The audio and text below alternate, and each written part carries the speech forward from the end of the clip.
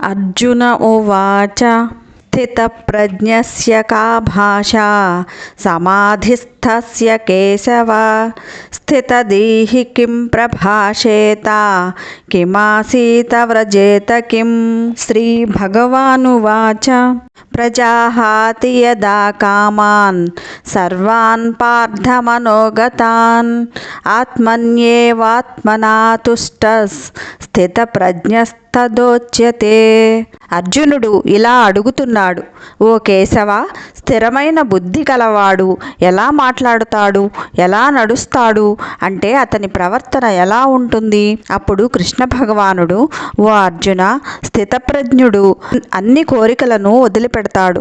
అతడు కోరికలకు బానిస కాదు, ఎందుకంటే అతడు జ్ఞానం తెలిసినవాడు. అతడు ఎవరైనా ఇచ్చే ఆనందాన్ని కోరడం లేదు.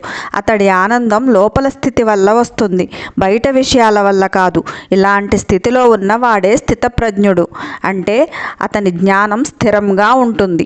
హరే కృష్ణ.